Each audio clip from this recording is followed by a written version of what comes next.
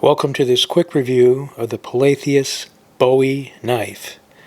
It's a high-end, handmade Balisong. I bought this knife on the secondary market.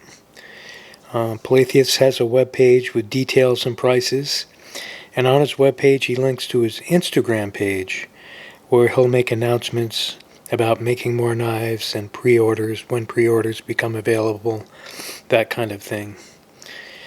By handmade, I mean it's not made with a forge and anvil, and it's also not made with a CNC machine, but somewhere in the middle, with milling machines, belt sanders, and that kind of thing.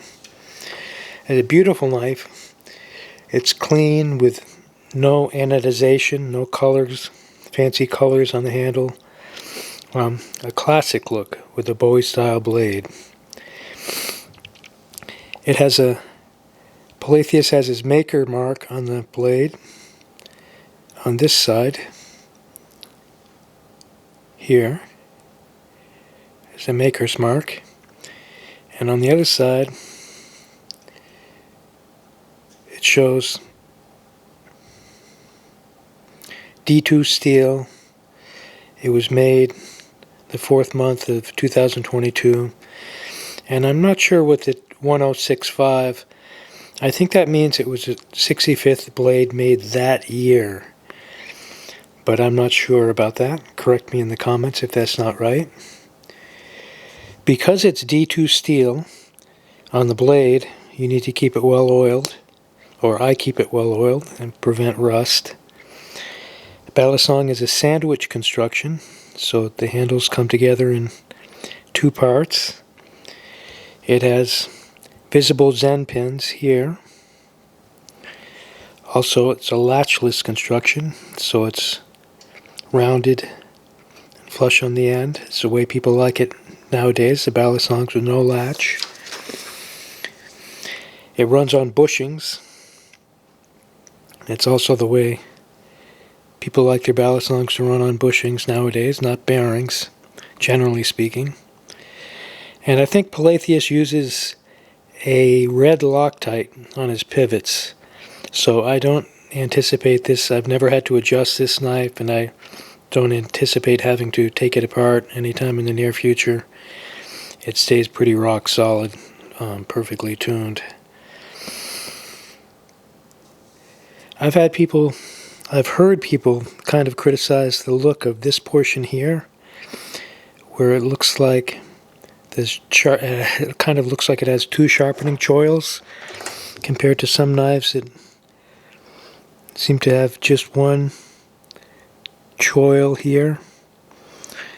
This knife has a little bit of a funny look with these 2 lumps here.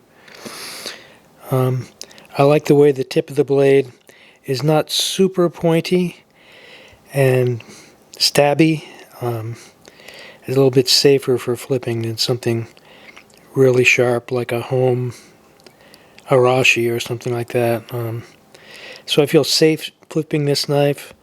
I think sometimes a knife that's super pointed, it's the most dangerous thing. If you drop it on your foot or flip it lying down, you stab yourself. Generally speaking, I think this is a very safe knife. It has a nicely polished blade, but I wouldn't call it a highly polished blade. This section here, near the top of the spine, is a little bit less polished than the primary bevel down to the edge. And compare that to a knife I polished myself here. Sometimes this seems a little cloudy. So there's also machining marks along the handles here. So this is the type of knife, it's not really a safe queen and a real display piece, but it is quite beautiful and it's an excellent flipper. Let's check the weight of the blade, the weight of the knife. It looks like it's approximately 4.63 ounces. Compare that with kind of an industry standard flipper, which is a BRS Alpha Beast, 5.14 ounces. So it's quite a bit lighter than an Alpha Beast.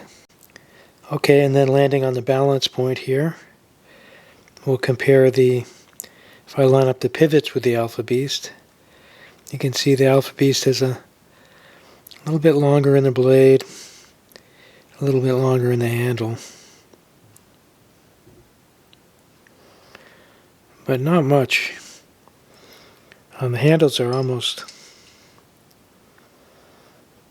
exactly the same. Alpha Beast is a little bit longer, but it's not really real estate you miss flipping. And the blade, I don't know, all comes together in the Palethius with a really nice balance for flipping. Here it is so you can see what it sounds like and what it looks like from a few different angles.